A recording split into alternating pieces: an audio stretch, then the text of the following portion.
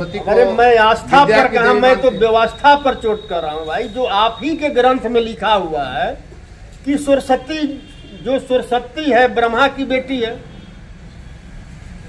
और ब्रह्मा जी का अपनी ही पुत्री पर नियत खराब हुआ और उन्होंने मतलब कि उनके साथ शादी कर लिया। तो आप खुद समझिए कि पूजा मतलब कि किसका होता है, चरित्रवान का या चरित्रहीन का। और बाई फूले का प्रतिमा लगे और उनका जो जिस तरह प्रार्थना होता है विद्यालय स्टार्ट में, इनका वंदना होना मतलब कि चाहिए।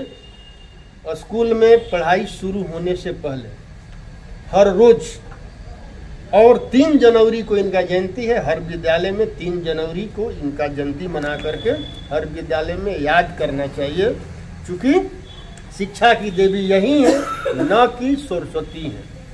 नहीं तो आस्था तो बड़े लोगों की है, बहुत बड़ी एक आबादी है जो सरस्वती को। अरे मैं आस्था पर कहा, मैं तो व्यवस्था पर चोट कर रहा हूँ भाई। जो आप ही के ग्रंथ में लिखा हुआ है कि सरस्वती, जो सरस्वती है ब्रह्मा की बेटी है,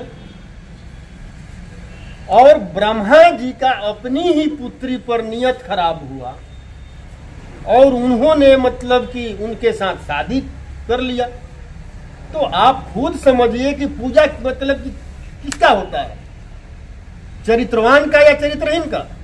और ये भी चरित्रवान चरित्रहीन वाला बात मैं नहीं बोल रहा हूं, ये संत कबीर दास ने मतलब कहा है, मैं उनका कहा हुआ बात कह रहा हूं। उनका ग्रंथ आप मतलब पढ़ लीजिए। तो राजनीति में भी तो चरित्रहीन कई नेता ऐसे दिखते हैं जिनके बारे में धारणा है या समाज मानता है, वैसे लोग बड़े बड़े पदों पर चले जाते हैं। सजा मिलता है ना।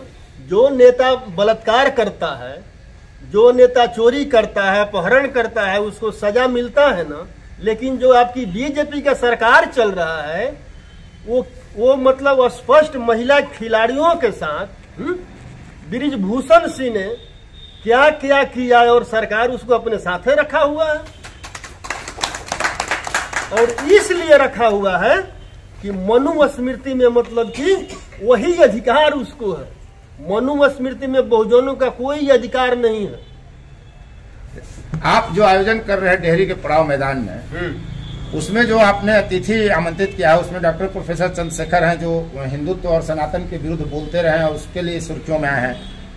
केंद्र सरकार द्वारा कथित तौर पर हटा दिए गए डॉक्टर लक्ष्मण यादव हैं जो प्रोफेसर हैं, अर्जक संघ के अरुण गुप्ता और अन्य लोग हैं। मकसद क्या है आपका? कहीं ना कहीं तो कोई राजनीतिक एजेंडा होगा।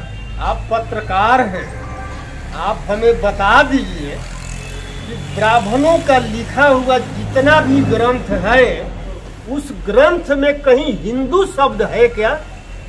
अगर हिंदू शब्द है तो हिंदू का बात करिए। अरे भाई, हम हिंदू हैं ही नहीं, हम 90% के लोग कथा कथित हैं, मतलब शूद्र हैं। हम शूद्र हैं और ब्राह्मणों ने शूद्रों को हजारों साल शिक्षा से वंचित रखा, ताकि उन्होंने अपने पूर्वजों को पहचाने नहीं, अपना अधिकार नहीं समझे। उसी में 85% 90% शूद्रों को जगाने के लिए, अपना अधिकार समझाने के लिए इस कार्यक्रम को रखा है। और मतलब आप ये मान के चल रहे हैं कि ब्राह्मण है, बाकी सब लोग शूद्र हैं देश में? देश में 15%। आप ही के भाजपा का प्रदेश अध्यक्ष का बयान आया ना कि ब्राह्मण श्रेष्ठ है, ब्राह्मण श्रेष्ठ था, श्रेष्ठ है और श्रेष्ठ रहेगा। 3% अगर श्रेष्ठ है तो 97% क्या है? जाकर पूछ लीजिए उनसे, वो तो शूद्र न है। और 3%, और जब सम्राट चौधरी ने ये बयान देने से पहले एक गुलामी स्वीकार कर लिया उसका, कि मैं भाई तुम्हारा गुलाम हूं।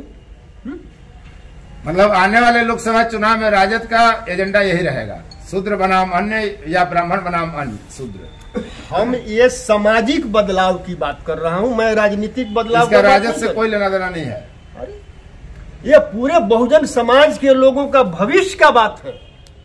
हम प्रकाश की तरह, हम पूरे बहुजन समाज के लोगों को, जो 97% भारत के मूल निवासी हैं, 97% जो भारत के मूल निवासी हैं, 3% विदेशियों से, मैं 97% के मूल निवासियों को मानसिक गुलामी से आजाद कराना चाहता हूं।